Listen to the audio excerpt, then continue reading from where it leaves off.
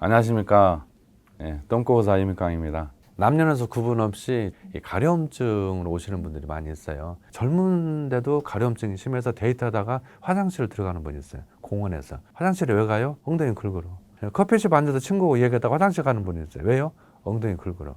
항문을 가렵게 일으키는 거는 건조에 의해서 가려움증도 있을 수가 있고, 분비물에 의해서 가려울 수도 있고, 그 다음에 곰팡이, 진균증에 의해서 가려울 수도 있어요. 어린애들은 되게 이제 하도 엄마들이 많이 씻어서 건조증에 의해서 가려움증들이 많이 오고, 특히 뭐 기저귀습진이 있어서 뭐 가루를 발라주는 엄마들이 있어요. 그 분진에 의해서 이 알러지성 가려움증이 있는 애들이 많이 있어요. 그래서 가려울 때, 애들 가려울 때 그 분진을 발라주지 않는 게 좋다. 그거 너무 비누칠해서 박박 씻지 않고 그 액체 비누 말고 고체 비누로 5번 정도 비빈 다음에 비누 넣고 손바닥끼리 10번 정도를 비비면 거품이 드는데, 엉덩이 벌리고 항문 5번 정도 거품으로 톡톡톡 두드리고 물로 헹궈내면 피부를 보호해주는 피지, 지방에 오염된 기름 상층부만 딱 씻겨나가고, 피부를 보호해주는 그 피지가 하층부는 딱 피부에 붙어 있어서 피부를 보호해주기 때문에 기저귀습진도 안 생기고 가려움증은 안 생기죠. 또 나이 드신 분들도 마찬가지예요. 근데 이제 여성들 질분비물 이런 것들이 거기에서 가려움증도 일으키게 되니까 박박 씻게 돼요. 이 경우도 거품으로 두드려 챙겨내면 아주 좋겠죠. 그 다음에 이제 진균증, 곰팡이가 문제예요. 특히 여성들 질염이 먼저냐, 항문 가려움이 먼저냐, 닭이 먼저냐, 계란이 먼저냐, 서로 균을 주고받는다. 그래서 이 변을 닦을 때도 앞뒤로 집어내듯이 닦아내고 마지막으로 도장 찍듯이 꾹 찍어내서 변을 잘 마무리를 해야 되는데, 요즘에 비데를 세게 쓰기 때문에 진균증, 곰팡이로 오시는 분들이 많아요. 여기 항문의 건조증도 예방이 되고, 그 다음에 이 진균들, 균들도 죽이고, 그 다음에 또 바이러스들이 살 수 없는 환경으로 만들고, 전반적으로 이 항문을 케어해주는 그런 크림들을 발라주면은 항문 건강 아주 좋죠. 나이 드신 분들 손주들이 와가지고 할아버지 냄새나 막 그런 얘기 하잖아요. 이 상당 부분이 엉덩이에서 냄새가 많이 나요. 그 냄새가 이제 자기도 모르는 분비물에 의한 냄새, 이런 것들도 예방에 대해서 아주 좋죠. 그래서 가려움증 관리가 요즘 현대인의 건강에 다 좋다.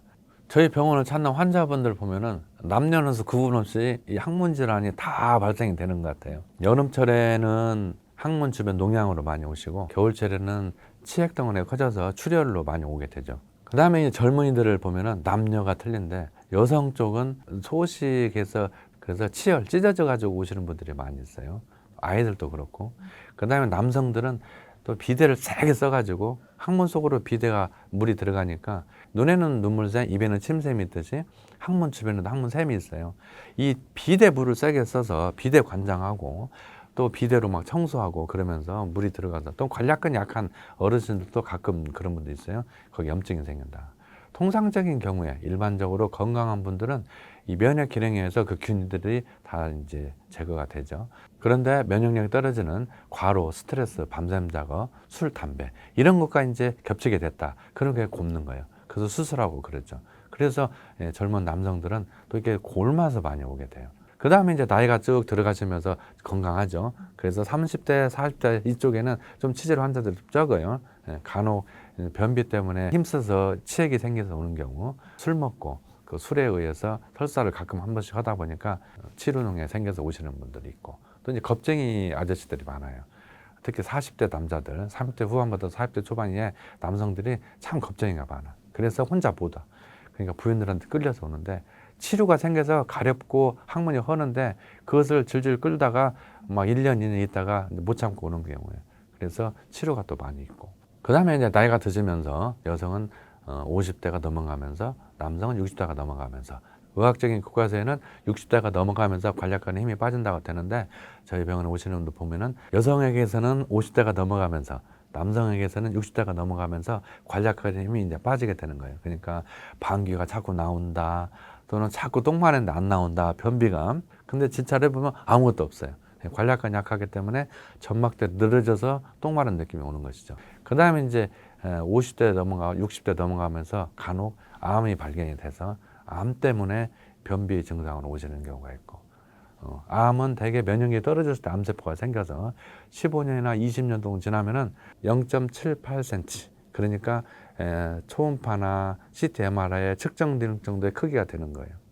그러니까 지금 내가 암이 발견됐다. 그러니까 암세포가 한 2cm 정도 된다. 2, 3cm 된다. 그럼 이 암세포는 언제 생긴 거예요? 15년, 20년 전에 생긴 거예요. 그런데 97, 8세가 됐어요. 근데 15년, 20년 빼면은 6, 70이잖아요. 암세포가 그때까지 없었다. 그럼 이제 90 넘어가서 암이 안 생긴다. 90세, 95세 이렇게 넘어갔잖아요. 이분들은 심장이 저절로 멈출 때까지 건강하게 건강 유지가 되면은 자연사 할 때까지 120, 130, 150 계속해서 건강히 살 수가 있다. 우리가 비만이라고 하는 것은 배 전체가 두툼하게 기름기가 쩔어서 옆구리 폴더라고 그래서 이렇게 두께를 재요. 그래서 그 두께가 얼마냐에 따라서 비만도를 측정하기도 하잖아요. 근데 뼈고 가죽만 남을 정도로 아주 빼빼하신 분들이 있어요. 이렇게 배꼽 밑에가 배가 뿡 나오는 분도 있어요. 똥뼈라고 그러잖아요. 그래서 벨트를 매면 벨트가 이렇게 일자로 지나가야 되는데 이렇게 U자로 지나가는 분들이 많죠. 바로 이런 분들은 그런 장감막이 느슨해져서 장이 밑으로 처지는 거예요. 장이 처지니까 이게 비만이 아니고 장에 의해서 이렇게 똥뼈가 나오는 거다. 장이 처지는 거는 잡고 있는 장감막이 약해서도 처지고 복벽의 근육이 약해서도 늘어져서 처진다. 그래서 복벽과 이 장감막을 튼튼하게 하면은 똥뼈를 없애고 아주 젊은이들처럼 나이 드셨어도 젊은이들처럼 아주 날씬한 그런 배 건강을 유지할 수가 있겠죠. 그래서 이제 그게 이제 장 출렁 운동이라고 제가 이제 이번에 새로 낸 책에 그런 소개를 해놓은 게 있어요. 똥 모양을 딱 봤더니 아주 자갈같이 조그마하게 염소똥이라는 것처럼 똥이 나왔다. 이런 경우에는 매 끼니 먹는 식사가 아주 부족하거나 끼니를 걸리는 경우 또는 섬유가 적은 인스턴트나 패스트푸드를 먹는 경우 뭐 한 끼 분량이 한 덩어리밖에 안 되는 거예요. 그래서 이 자갈똥을 여러 개 싸는 경우는 바로 섬유가 적거나 또는 식사량이 적은 경우에 자갈똥을 싼다. 또는 5cm 정도 되는데 좀 굵직굵직한 똥을 몇 개 쌌다. 이 경우는 똥을 참은 경우예요. 그래서 식이섬유가 부족한 식사를 했을 경우에는 이게 똥을 참고 이게 같이 컴바인 되면은 수분은 빼앗기고 똥은 단단해지고 그렇게 똥이 된다. 그 다음에 이제 각이 진 똥이 있어요. 그런 경우는 출구. 그래서 출구에 치질 덩어리가 있거나 또는 만성 치열, 항문이 찢어지는 게 치열이에요. 그래서 만성 치열이 있을 때 항문이 이게 좁아져서 각이 져서 똥이 나오게 된다. 길게 나오는데 치질 덩어리에서 홈이 파져서 나가는. 그 다음에 이제 뭐 수제비똥 같이 산다. 가짜 똥마려운 거에 의해서 변기에 앉아 있던 거예요. 그러니까 계속 낑낑대고 힘을 쓰니까 이 하행결장 여기 있는 똥, 내일이나 모레 쌀 똥 얘네들 유유하게 내려오는 거잖아요. 내려오다가 직장에 모여 있어가지고 이제 200시 될 때까지 숙성이 돼야 되는데 여기서 유유히 항문 열렸네? 쏙 나오는 거예요. 그러니까 아직 성숙되지 않은, 준비되지 않은 똥이 나오니까 그런 식으로 쪼각쪼각 나오게 되는 거예요. 내일이나 모레 쌀 똥을 당겨서 쌌구나 이렇게 생각하시고 난 앞으로 3분 내에 일어날래. 그럼 수제비똥은 바로 그 신호를 잘 이용해서 건강을 유지하는 거죠. 그 다음에 이제 바나나 똥은 길게 쌌다. 아주 건강한 쾌변이 되겠죠. 색깔을 볼 때도 이제 검붉은 또는 빨간 피똥을 쌌다. 이럴 경우에는 분명히 문제가 있는 거예요. 선홍색일수록 이 출구 항문에서 가까운 거고 검을수록 항문에서 먼 거예요. 그래서 이 피 속에 있는 적혈구, 철분이 산화가 돼 있을 경우에는 이렇게 검은색으로 되고 오래 시간이 되는 경우, 그 다음에 막 피가 나왔다. 그럴 경우는 이제 이렇게 선홍색이 이렇게 되잖아요. 그렇기 때문에 선홍색으로 나왔다. 그러면 혈관에서 바로 나온 피다라고 생각하면 되는 것이고, 검붉은 피가 나왔다. 그것은 피가 나온 지 좀 됐다. 그렇게 생각을 하시면 돼요. 그래서 장의 위쪽에서 나온 피는 검은 쪽. 아주 진하다. 그러면 위나 12장 이쪽에 나온 피가 장을 통과해서 나올 때는 아주 진함. 그리고 좀 적당한 좀 검붉은색이다. 그럴 경우는 대장이나 직장.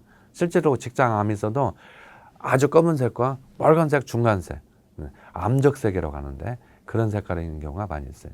그 다음에 이제 빨갛다. 빨간 피가 보면 대부분 놀라는데 오히려 빨간 피는 죽고 사는 병이 아니고 시커먼 피나 검붉은 피가 위험하다. 위궤양인 경우는 약물 치료가 가능하고 또 12지장 궤양인 경우는 청고근도를 쓰고 수술해서 잘라내야 되는 경우도 생깁니다. 대장의 궤양성 대장염, 출혈성 대장염이라고 하죠. 또는 크론시병 이런 거 있을 때는 코같이 끈끈하면서 피가 섞여 나오죠. 그런 색깔일 경우에도 빨리 전문의 치료가 필요한 거고, 선홍색이 나왔을 때 치액이나 치열인데 씻을 때 손으로 만져지는 게 없다. 그러면은 좌욕을 3분 정도 한 일주일 정도 하면 좋아질 수가 있죠. 손을 뭐 만져진 거 있다. 둘 중에 하나예요. 만성 치열에서 꼬리살이 있든지 치질덩어리 밖으로 나왔든지 둘 다 수술을 요할 수 있으니까 빨리 병원에 가서 치료를 받아야 되겠죠.